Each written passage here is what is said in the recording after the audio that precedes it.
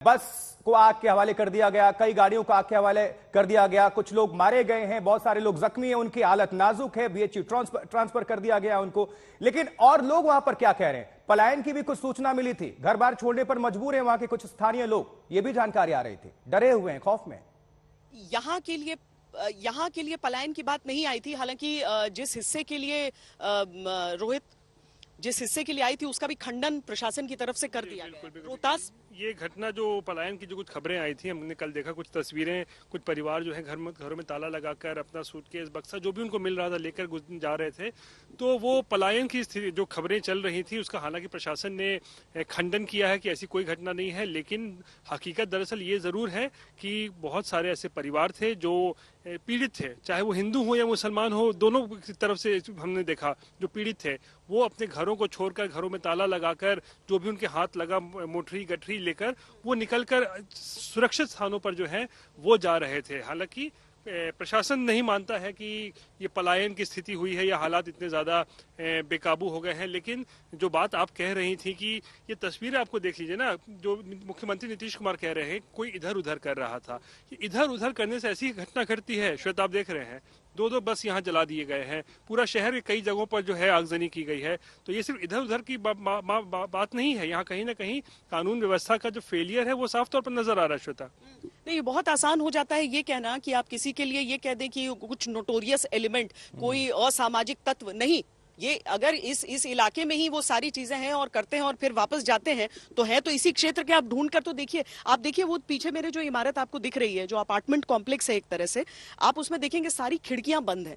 आप जो ये बात आप कर रहे हैं ना कि लोगों से क्या बातचीत हो पा रही है, मैं अभी लोगों से बातचीत करने आगे जाऊंगी क्योंकि यहाँ पर धारा 144 लागू है जिसके तहत लोग बाहर 4 से ज्यादा इकट्ठा नहीं हो सकते हैं। तो लोग आमतौर पर आपको सड़कों से दूर ही दिखेंगे, इन इलाकों से दूर ही दिखेंगे, कहीं पर भी जमघट नहीं लग रहा है, लोगों का जमावड़ा नहीं लग रहा है। और इसी तरीके से लोग अपने दरवाजे खिड़कियों को बंद करके अपने अपने घरों में इस समय मौजूद हैं, क्योंकि हर किसी को ये डर लगता है कि कोई अनिष्ट ना हो, किसी तरह की दिक्कत ना हो। कुछ एक दो जो एसेंशियल्स, जो खासकर दवाई की दुकानें वगैरह हैं, वो आपको खुली हुई दिख जाएंगी, वरना पूरी सड़क पर हर जगह केवल सन्नाटा है और पुलिस कर्मियों की मौजूदगी नजर आती है, अर्धसैनिक बलों की मौजूदगी नजर आती है। श्वेता, जब विपक्ष सवाल कर रहा है तो वहां की सरकार, वहां के तमाम जो नेता हैं आरजेडी के या जेडीयू गठबंधन के, वो कह रहे हैं कि विपक्ष सियासत कर रहा है।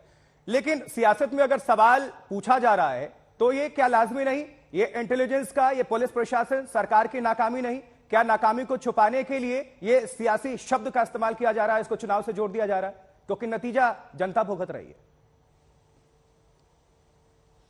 नतीजा जनता भुगत रही है और मतलब क्या चुनाव होंगे तो कोई शांति से जी नहीं सकेगा वाला सवाल भी होता है। क्या ये सामाजिक मुद्दा है या फिर एक चुनावी कारण इसके पीछे हो सकता है? ये सारी चीजें तो देखिए, जिम्मेदार होने के नाते हम सब पहले से नहीं कहना चाहेंगे कि आखिर इसके पीछे क्या है। लेकिन आप अगर एक पूरे क्षेत्र में ऐसी अशांति देख लेते हैं कि उस जगह रहने वाले लोग जो हैं वो अपने आम दिनचर्या के लिए बाहर नहीं निकल पा रहे हैं, निकलना चाह नहीं रहे हैं, डर रहे हैं, झिझक रहे हैं उन सारी चीजों से, तो ये इन सारी चीजों को स्पष्ट करके, इन सारी चीजों का जांच करके, दूध का दूध पानी का पानी करके सामने जब तक रखा नहीं जाएगा, लोगों में ये विश्वास, ये भरोसा कैसे आएगा कि आने वाले दिन उनके महफूज हो जाएंगे, आने वाले दिन उनके सुरक्षित रहेंगे?